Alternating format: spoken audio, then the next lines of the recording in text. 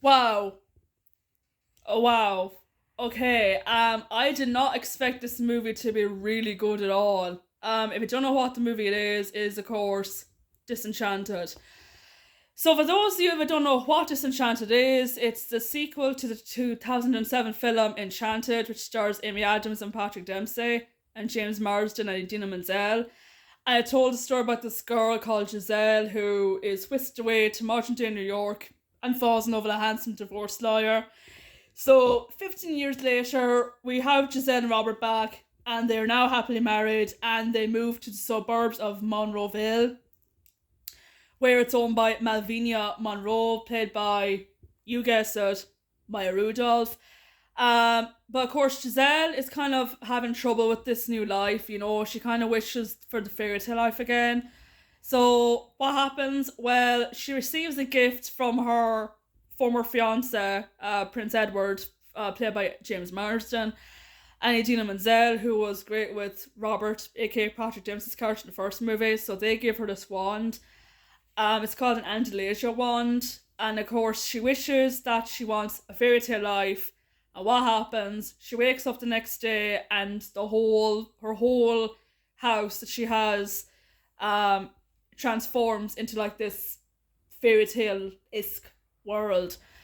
But of course, it comes at a price because Giselle, I don't know if it's a spoiler or not, but it's not really a spoiler because it's in the trailers. But Giselle turns bad, and of course, she has to try and undo the curse before the clock strikes 12, or she will be evil forever, and all of Andalasia will be at risk. And that's all I'm going to say without spoiling it first. So I am going to do spoilers as well, but this is my spoiler-free review anyway. So what I think about this movie? Wow. Let me tell you guys, I loved this movie. I'm not saying it because I'm a fan of the original movie, well maybe I am. But yeah, I just thought it was a really good movie. I mean, the cast, you know about the cast at a great time. The action was good. The CGI was a kind of a... I will get to the negatives, however, in a few minutes. But yeah, for the most part, I enjoyed it. And for an Adam Shankman movie, I thought it was good. I thought it was a really good movie. Now, I know what you're going to say. Is it as good as the original movie? No. Was I expecting it to be as good as the original movie? No. But having said that, I really loved this movie, and I don't know why it got a mixed bag with critics saying, oh, it was poor, it was bland, it was this, it was that, it was the other. I thought it was a good movie, and I give it an 8 out of 10 and 4 out of 5 stars. I loved it. Negativity before I go into spoiler review. So, if I had to pick a negativity, there's a few of them. The first one is the songs. So if you're expecting That's How You Know, True Love's Kiss, Happy Working Song, So Close, Ever After, you ain't gonna have it here because the songs are unforgettable.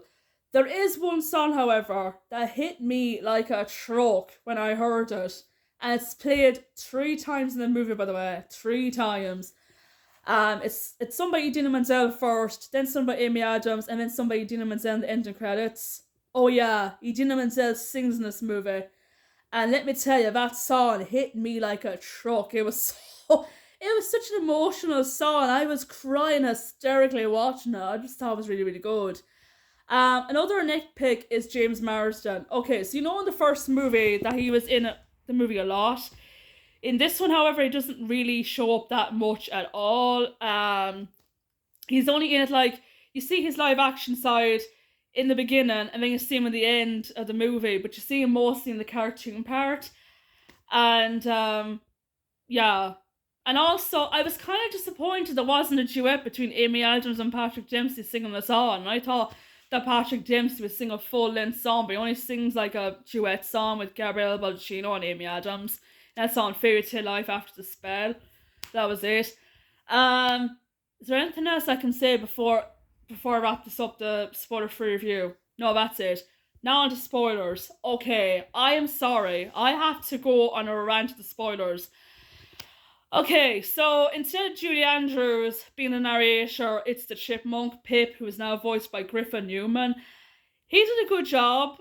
He has kids now, little chipmunk kids, and he kind of tells the story. And then, like, you see, like, Giselle and Robert and Morgan, who is now a moody teenager. She's 16 now. And they of course go off to Monroeville, which, like I said in the spoiler-free review, they go to Monroeville because Giselle misses the fairy tale life.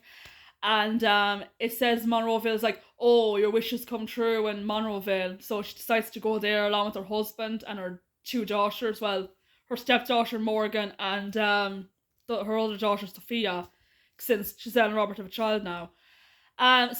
So Morgan has this memory tree that she created way back as a kid, and it has memories in it. So you have like Giselle as a cartoon character. There's actually a little photo of Patrick Dempsey with Rachel Covey, like where Patrick has Rachel Covey up in his arms in the original movie. That's there too. There's also like later on in the movie, Idina Menzel, which I'll get to later on. But anyway, back to the review, the spoiler review. So of course Morgan gets really angry with Giselle because she embarrasses Giselle during a cake sale that Giselle had because she wanted to make Morgan be popular in the school. And of course after she went home, she was saying to Giselle, oh, she's not my mother, she's just a stepmother. And Robert's like, don't you talk to her like that. And of course she gets vexed, Giselle gets upset. So she, of course, like I said in the spoiler-free review, she gets this wand and she says, oh, I wish for a fairy tale life. And she wakes up the next day and it's all fairy tale life. And of course, like I said in the spoiler-free review, there's a bit of a twist because Giselle turns into an evil stepmother because so this movie, right? I'm sorry for the rant, by the way. This movie has like a clock involved, so every time it goes to like 12 o'clock, 1 o'clock, 2 o'clock, 3 o'clock, when you hear the whole bing, you see Giselle's eyes changing. It's like a reptile eyes. You can see gold going through her eyes, and she goes, oh, and she goes, oh my, and she goes, no, stop it. Oh, I'm fine, really. Oh no. Oh my goodness, what just happened? Bing. Oh, I'm so fine right now. I'm the Queen of Monroeville now. Yeah, so she kind of goes through a Jekyll and Hyde vibe in the movie. And of course, the only way to stop the curse is if... How do you stop the curse again? Yeah, so you could say it's the power of love that saves the day, which it does, by the way. I'll get to that in a minute. So, back to Idina Menzel. Okay, so Morgan goes to Andalasia as a cartoon character. Yes, she's animated, Morgan. And of course, Nancy sings the song called Love Power, which I mentioned back in my spoiler-free review. That song hits me like a truck, by the way. And you see all these like memories. So I see like Giselle and Robert getting married and Morgan being the flower girl. Then you see like Morgan and Giselle hugging one another and Giselle and Morgan reading a story to one another. And oh my god, if that song does not win an Oscar for 2023 or isn't even nominated, I would swear to God I'll be so angry because it's such a good song. Probably as good as Into the Unknown and Let It Go. Let It Go is kind of overrated, but Into the Unknown, it's up there. Into the Unknown and Show Yourself. Oh god.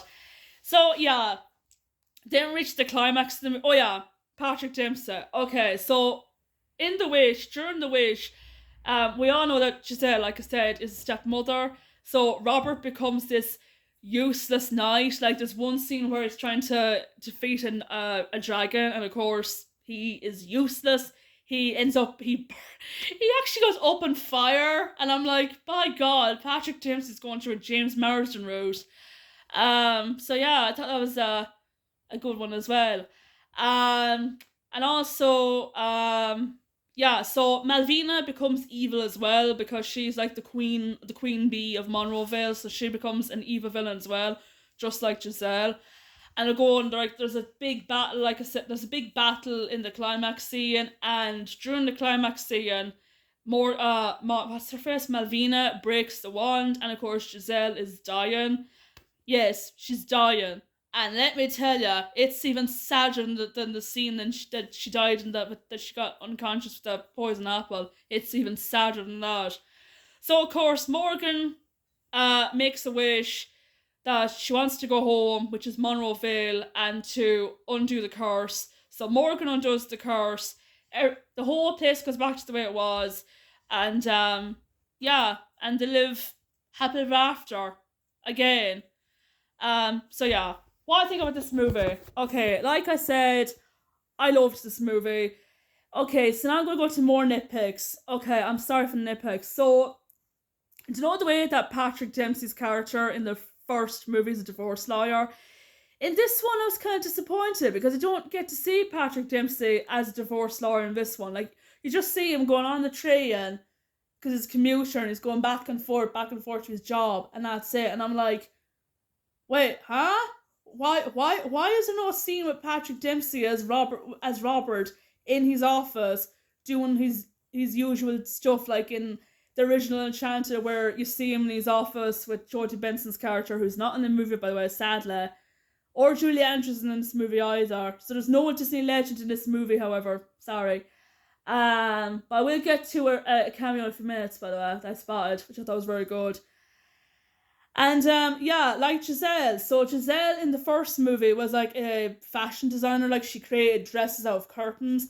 In this one, however, she does none of it. Maybe it's because she's a daughter and she's like a housewife now, and she probably had to take a break from the fashion business. I don't know.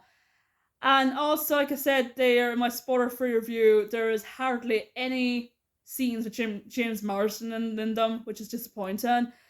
Um, yeah, but at least we get to see Idina Menzel sing for the first time in this movie, because she didn't sing in the first movie. And of course, Patrick Dempsey singing. Okay, his singing voice was so laughable. I don't know why, but it was so funny when he sings that whole "It's an honor day, an honor quest." I thought it was funny. I'm sorry, I just thought it was hilarious. He was hilarious in this movie, Patrick Dempsey. But yeah, having said that, I loved this movie. I am so happy that it's good. Will I watch it again? Absolutely. I mean, the movie is really, really good. But like I said there, the songs aren't as memorable. But you know what? As I said before, I wasn't expecting a masterpiece. I wanted it to be good. And it was good. So yeah, I got my wish in the end. But yeah, it was a good movie, and I'll definitely watch it again. And like I said, I still give it an 8 out of 10. I thought it was a good movie. Some people might like it, some people might hate it. For me, I liked it.